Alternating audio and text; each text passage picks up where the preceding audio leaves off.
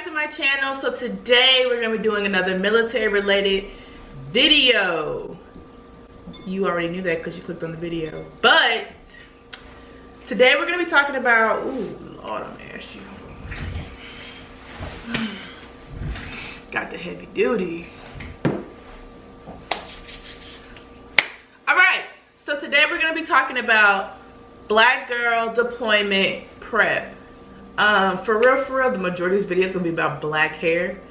I've had a couple of girls who have like hit me up. I've had a couple of girls that have hit me up and they wanted to know like what should they do with their hair. And we're gonna get into that today. The number one thing I'm gonna recommend is you get a protective style, okay?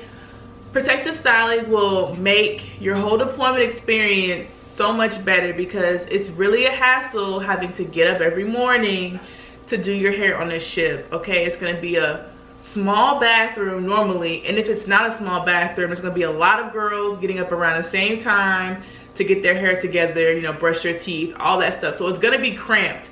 So anything that you can do to cut down on your morning routine is really gonna help you out. Protective styling, so that means braids, dreadlocks. If you don't want to get, you know, actual permanent dreadlocks, you can get the crochet dreadlocks. What else? Wigs, weaves, sew-ins, all those type of different protective styling. That's gonna really help you. The main thing is to make sure that you're in regulations, okay? I can't stress that enough because for one, hold on, we're gonna get into that later, okay? But that's something we need to talk about, so wait to the end. I'm gonna tell you about that in a minute. So yeah, back to hair. So if you don't want to get a protective style and you just want to wear your natural hair out, it's definitely going to be a little bit harder. It's gonna take a little bit more time, but I mean, it's very doable because when I was on deployment, I wasn't really into, you know, wigs and weaves and stuff like that at that time. So I wore my natural hair. You definitely want to bring like your gels, your styling brushes, you know, your flat irons, your blow dryers. You want to bring all that stuff with you. What you normally use to do your hair, to maintain your hair, you want to bring that stuff with you because you can use it on the ship. I'm talking with my hands. A lot. Like hair ties, brushes. You want to bring extra of those type of things because you're going to lose them. It's just how it's going to be. Hair ties.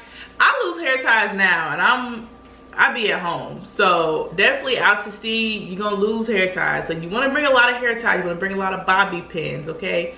You might want to bring one or two of your favorite type of brushes. Therefore, if you do lose one or one breaks or whatever, you have another backup. Going back to the products, so you should try to think about how long it normally takes for you to go through a certain product. So think about how long you're going to be on deployment. So if you have to buy 2 things of gel, buy 2 things of gel. You need to buy, you know, 1 or 2 bottles of hairspray. I don't know who's going through 3 bottles of hairspray on deployment, but you know, that's your life. You need to bring extra bottles. You know, you just want to bring enough supplies to last you for the whole deployment. Definitely, if you have somebody out there who can, you know, send you stuff while you're out on deployment, that's definitely a blessing, and you should definitely take advantage of that.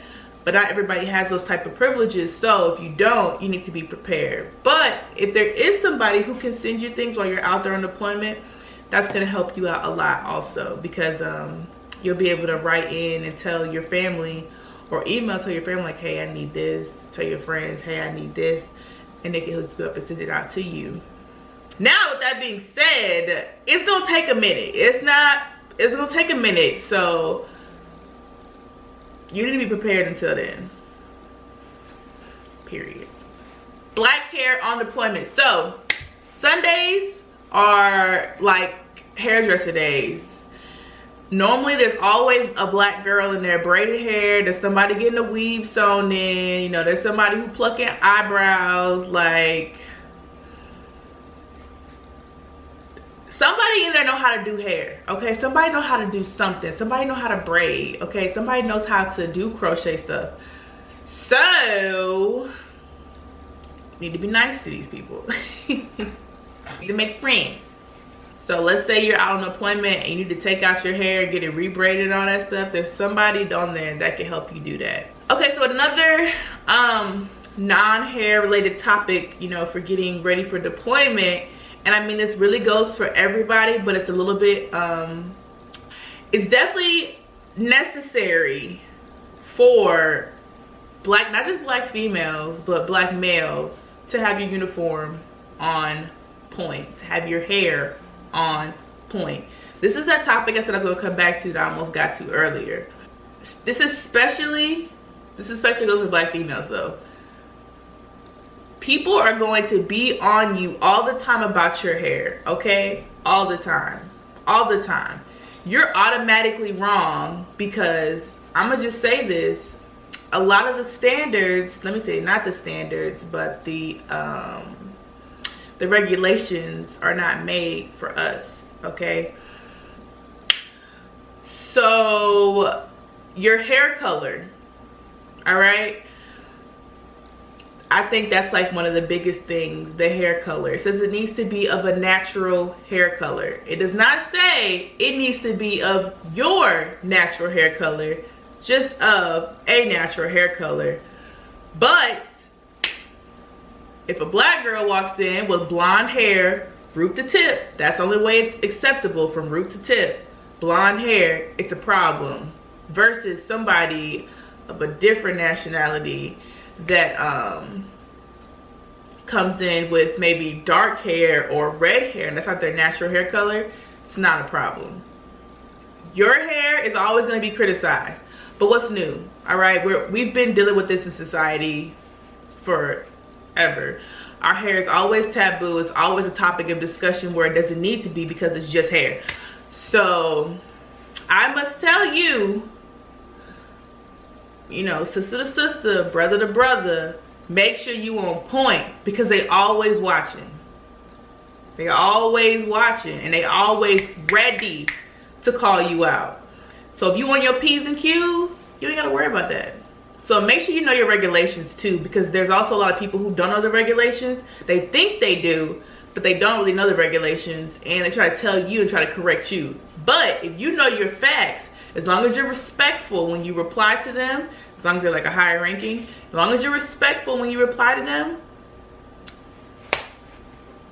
you're not at fault. You're not at fault.